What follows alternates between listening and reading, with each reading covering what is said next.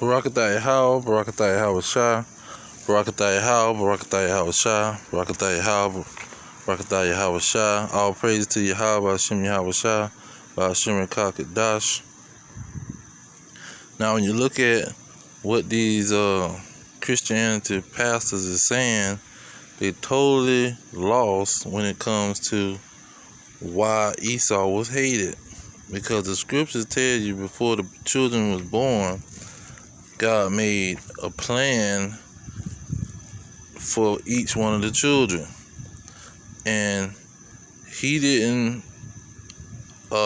hate them so much, but he didn't give them the blessing. They still got the blessing. We see they blessing. They ruled Greece, so-called the land of Greece and the kingdom of Greece with Alexander the Great and the Romans, all the way up to today with the Americans and the Britons. They got a massive kingdom with massive riches, just as Genesis 27, 39 through 40 said. And they ruled by the sword, meaning they killing to get the rulership and to maintain the rulership. And they ain't getting punished for doing the killing. So he didn't hate them to the extent where he totally, making it where they can't get no kind of blessing. These people still getting a major blessing. Where they living on the hog in big mansions and flying airplanes and trying to enslave the whole world. But you got the fact of the next kingdom. That's when it comes into play. The next kingdom is that's when he's not gonna give them mercy. They're gonna be slaves in that kingdom, and they're gonna have to after 1,000 years be exterminated. See, that's the point where he hate Esau, because he is the example, just like Sodom and Gomorrah. He's the example of wickedness. See, that's what it talked about. Sodom and Gomorrah was an example for those who's going to live an ungodly life after them. So the Esau is going to be the example to the nations of what not to do and what wickedness is all about. Lying and murdering. See, that's who they was talking about, the father. You like your father, the devil. But they lying and they murdering. He's a lying and murderer from the beginning. See, that's why the Most High hate them. But they still got their blessing. They still operating heavy. They got their military. They got their blessing. They got women, unlimitless women, and money and food, and they living the life. They still cashed in on their blessing. So it's not a total hatred where you don't get no blessing. It's a hatred where you gonna get exterminated and be slaves for 1,000 years under your younger brother Jacob. That's what the hatred is all about. And that he is and you're gonna be the definition and the example of wickedness. See, if they're gonna be the example of wickedness to all the people on the earth, and he can't say he love them. See, you gotta tell people that he hate them, because he set them up to be the example. And that's what this chapter 9, when you get to talking about Esau, it tells you that he purposed Esau to be the wicked and to be destroyed, because he was going to be the example. Just like Sodom and Gomorrah. That's when in Peter, it talks about that. And this world is going to be the example. And they're gonna be burnt with fire, just like Sodom and Gomorrah. But let's see here. He gave them the blessing. He gave them the whole earth, the rulership of the earth. He gave them power to take peace from the earth, according to Revelation 6.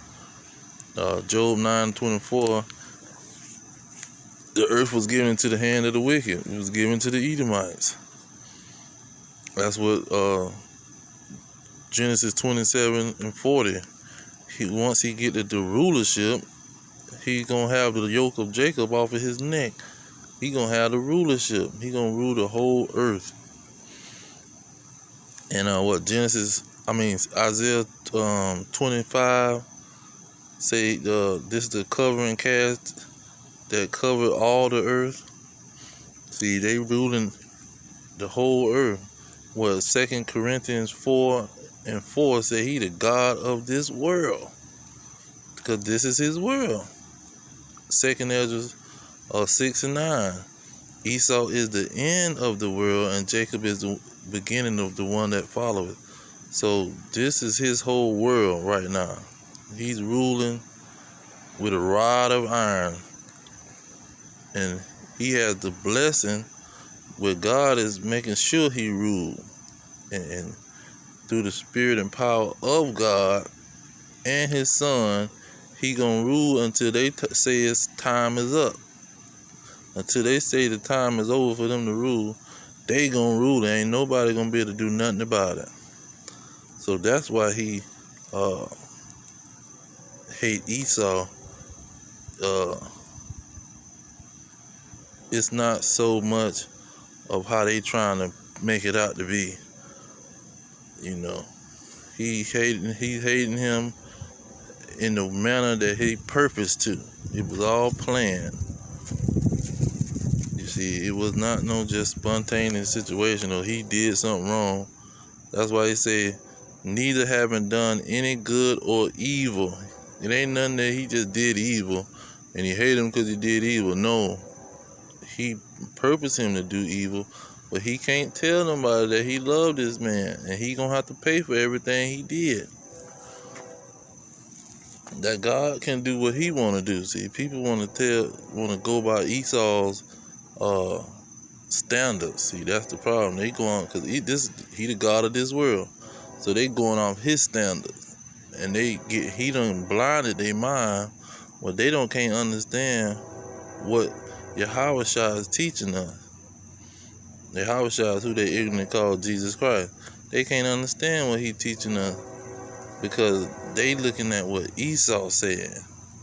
See, that's another thing. He's a liar, so they believe in what he say. But, that's the reason why he's hated. Because God is not finna say that he is in tune with wickedness, even though he set the situation up.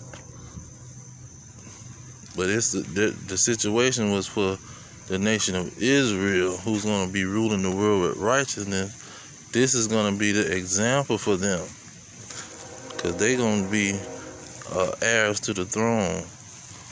And so this is going to be the example for all of those people, the 144,000 and the 1/3 who have faith in Yahweh Shah and keep the commandments.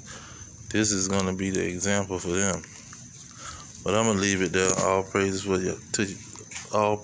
to Yahweh, Ba'ashem Yahweh Shah, Ba'ashem Kakadash. Double honors to the elders pushing the truth. Peace to the elect worldwide. Our kingdom is at hand. Shalom.